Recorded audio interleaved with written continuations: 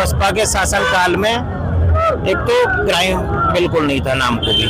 बहन जी की सरकार आप लोगों ने देखी है, गुंडे जो है ना, ये तो जेल में, या प्रदेश अध्यक्ष है, बूथ का सेक्टर का अध्यक्ष ने जाके अगर वहाँ अंदर एसओ के सामने कह दी ना, जय भीम, आइए सर आइए, पानी पीजिए, चाय पीजिए, फिर काम बताइए, तो वो काम जो बहन जी की सरकार में होगा वो बहन जी के शासनकाल में। देखो आप गौतम बुद्ध यूनिवर्सिटी, चलो मेरे साथ गौतम बुद्ध नगर, और परी चौक से लेके नोएडा से लेके आगरा तक हाईवे, ये तो बाद के काम है इनके। बहन जी के पैटर्न पे चल रहे सारे काम, तो बहन जी के ही बनाए हुए हैं।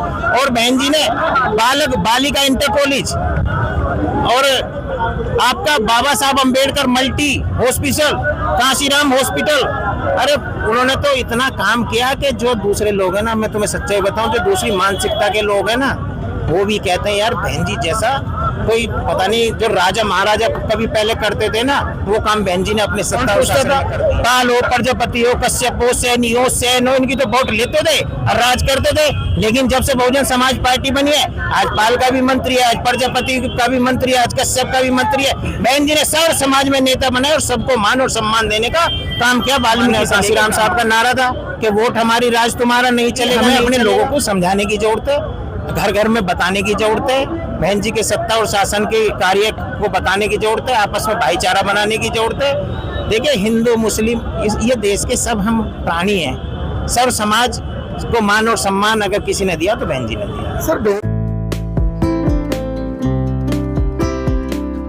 मंत्री जी जय भीम सर। जय भीम जय भीम जय भीम। सर आप बीएसपी सरकार में मंत्री रहे हैं और मंत्री शासनकाल में समाज की तरफ से आपका स्वागत है। टीम लगी हुई है हमारी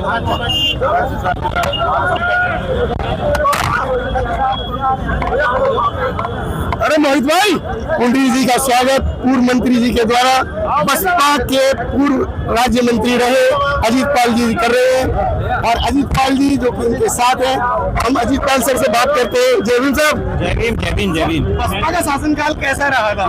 बसपा का शासनकाल सबको याद है और सब तारीफ करते हैं। बहुजन समाज पार्टी जैसा शासनकाल हमने आज तक नहीं देखा। मैं तो राजनीतिक में था ही नहीं, मैं 2003 की सरकार में जिलाध्यक्ष बहन जी ने बनाया सरकार के अंदर। तो आज जो प्रतिनिधि घूम रहे हैं ना बने हुए, वो किसी का काम नहीं करवा सकते, लेकिन हम सरकार के अंदर फोन करते थे और फोन करते ही काम हो जाता था। और आईजी हो, डीआईजी हो, एसएसपी हो, डीएम हो, सर करते थे।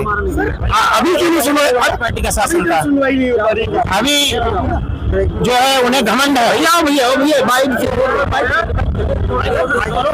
उन्हें असल में उन्हें घमंड है बहुत बड़ा अपने आप में। वो चाहते हैं कि प्रत्याशी कोई बना दे वही जीत जाएगा, लेकिन अब की जनता जो है अब के सबक सिखा देगी।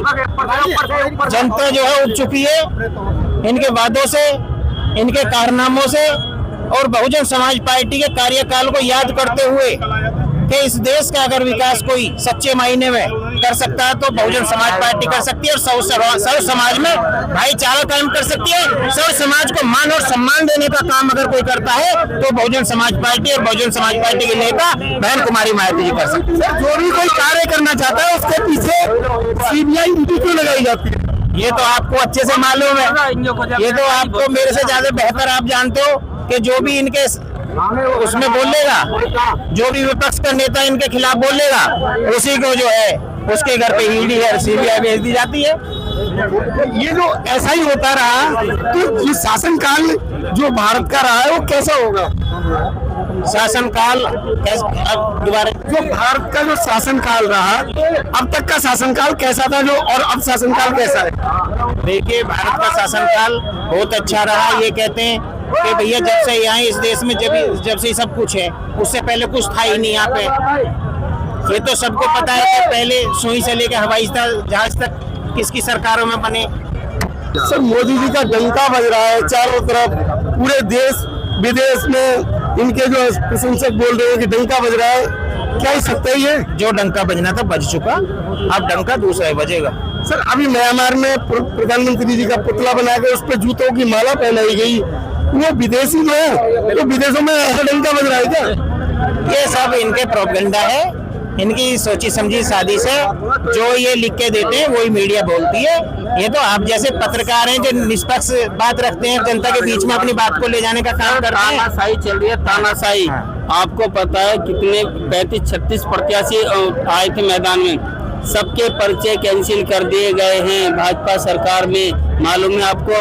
पत्रकार मंत्री, मैं ये पूछना चाहता हूँ, बसपा का शासनकाल कैसा रहा था? देखिए, बसपा के शासनकाल में एक तो क्राइम बिल्कुल नहीं था, नाम को भी। बहन जी की सरकार आप लोगों ने देखी है, गुंडे जो है ना ये तो जेल में या प्रदेश से बाहर। और सत्ता शासन में वो काम होते थे, अगर कोई पीड़ित व्यक्ति किसी के पास आ गया ना पार्टी के वर्कर के, मैं तो जिलाध्यक्ष हूँ, जो बूथ का सेक्टर का अध्यक्ष ने जाके अगर वहाँ अंदर एसओ के सामने कह दी ना, जय भीम, आइए सर आइए, पानी पीजिए, चाय पीजिए, फिर काम बताइए, तो वो काम जो बहन जी की सरकार में होगा वो नहीं हो सकता। अभी सरकारें जो है ये जनता को महत्व नहीं दे रही है, फिर भी जीत के वैसे आ रही है। बस लोगों को आपस में लड़ाया जा रहा, हिंदुत्व के नाम पे, मंदिर के नाम पे, मस्जिद के नाम पे आपस में एक दूसरे से लड़ाया जा रहा है। मंत्री जी, लेकिन आज जनता समझ रही है, जो पहले गलती कर दी लोगों ने वो कर दी, लेकिन अब गलती आगे नहीं करेगी जनता। सर, बहन जी के शासनकाल में क्या काम हुए थे जो कि जनता उन्हें याद करे? बहन जी के शासनकाल में देखो आप, गौतम बुद्ध यूनिवर्सिटी चलो मेरे साथ, गौतम बुद्ध नगर, और परी चौक से लेके नोएडा से लेके आगरा तक हाईवे, ये तो बाद के काम है इनके। बहन जी के पैटर्न पे चल रहे सारे काम, तो बहन जी के ही बनाए हुए हैं। और बहन जी ने बालिका इंटर कॉलेज और आपका बाबा साहब Ambedkar multi hospital, Kanshiram hospital, अरे उन्होंने तो इतना काम किया कि जो दूसरे लोग हैं ना, मैं तुम्हें सच्चाई बताऊं, जो दूसरी मानसिकता के लोग हैं ना, वो भी कहते हैं यार बहन जी जैसा कोई पता नहीं, जो राजा महाराजा कभी पहले करते थे ना, वो काम बहन जी ने अपने सत्ता और शासन में कर दिए। महापुरुषों का मान सम्मान, सर्व समाज में मान और सम्मान, हमें कौन पूछता था?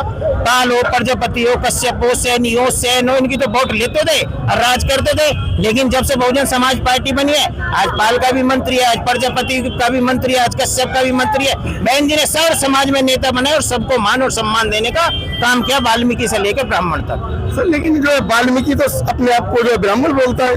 वो कोई नहीं, सबकी अपनी अपनी सोच है, सब एक दिन पैटर्न पे आ जाएंगे, रास्ते पे आ जाएंगे। समय होता है, हमेशा किसी का नहीं रहा, और ये बदलेगा, जरूर बदलेगा। अब लोगों की जो सोच बदल रही है। वोट देने जो है बीजेपी में क्यों जाते हैं लोग? अब 85% समाज है ना आपका तो। बिल्कुल 85, तो माननीय कांशीराम साहब का नारा था कि वोट हमारी राज तुम्हारा, नहीं चलेगा नहीं चलेगा।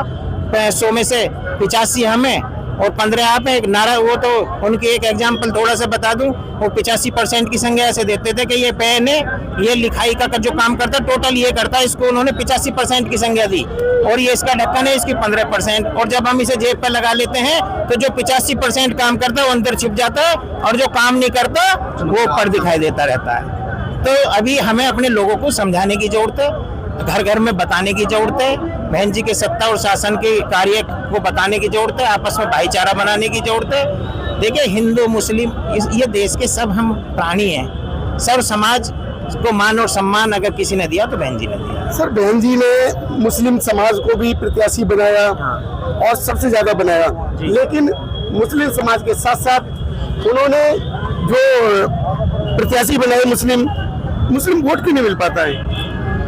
मुस्लिम इस बार मिलेगा। कैसे कह रहे हैं आप? वो मैं इसलिए कह रहा हूँ, वो समझ चुका कि हमारा जो दलित बेस वोट है वो 22% है, 20-22%। अगर वो मुस्लिम हमें मिल जाए 18-20% उनका वोट है, दोनों का मिला के 40-42% वोट हो जाता है, 33% पे गवर्नमेंट बन जाती है। मैं तो ऊपर वाले से दुआ करता हूँ सबको सद्बुद्धि दे भगवान, और बहुजन समाज पार्टी को सब लोग सपोर्ट करें तो इनसे जो है हमारा छुटकारा मिल सकता है। किनसे छुटकारे की बात करें आप? मोदी जी से? हाँ जी। तो मोदी जी से छुटकारा लेके कहाँ जाओगे? यही रहेंगे। कोई नहीं, ये सब जनता बता देगी, जनता जनार्दन है, जनता सर्वोपरि है, जनता का फैसला सर्वोपरि। सर, मुस्लिमों को भी जो है एक पीटा गया है, लाते मारी गई उनको नमाज के टाइम, क्या इस तरीके की घटना अच्छी है क्या? ये बहुत गलत मैसेज जा रहा है समाज में भी और प्रदेश में, देश में भी। ये नहीं होना चाहिए। हम सब आपस में भाई हैं, कोई बात है भी तो उसको बैठ के आपस में निपटा लें। ये नहीं है कि एक दूसरे को लड़ा के भिड़ा के दुश्मनी निकाल के मार के पीट के, तो ये तो गलत है। तो सर जनता को अभी इलेक्शन के संबंधित आप क्या संदेश देना चाहेंगे जिससे आपको वोट दे? देखिए, मैं तो यही संदेश दूंगा, हाथ जोड़ से के निवेदन और अपील करूंगा जनता से कि आपने बतेरा देख लिया, 10 साल देख लिया, अब जो है थोड़ा बदलाव लाओ। बदलाव बहुत जरूरी है भाई। 5 साल में जो चुनाव आता है इसीलिए तो आता है, जो हमें परम पूज्य बाबा साहब ने बहुत मेहनत और मशक्कत के साथ हमें वोट का अधिकार दिया, उस वोट का इस्तेमाल करने का समय है। अगर सही इस्तेमाल कर दिया तो आपके सही द्वार खुल जाएंगे, अगर सही नहीं करा तो फिर ऐसी झेल लोगे। साथियों, मंत्री जी ने कुछ समझ आपको दी है। मंत्री जी की बात आप कितना मानते हैं इसको ध्यान रखना, और 26 तारीख को जो मंत्री जी ने कहा है कि उसी हिसाब से चलना। मंत्री जी 26 तारीख के लिए क्या नारा है?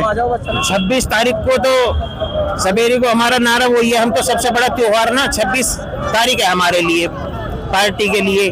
उस दिन भूखे रह करके, प्यासे रह करके सबसे पहले अपनी वोट डाल के, उसके बाद में आप आकर नाश्ता करें, चाय पिए, पानी पिए। तो आपको व्रत रखने के लिए भी कह दिया है कि मंत्री जी ने। वोट डालने के बाद में आप खाना खाएं, क्योंकि सुबह सुबह लाइन में लग जाओगे, बाद में फिर दिक्कत होती है। सुबह सुबह अपनी वोट डाल लो और अपने घर आ जाओ। तो साथियों, ध्यान रखें 26 तारीख का दिन आपके जीवन में महत्वपूर्ण है, तो उस दिन वोट जरूर डालें। शिक्षा, जय भीम, नमो बुद्धाय। धन्यवाद बहुत बहुत।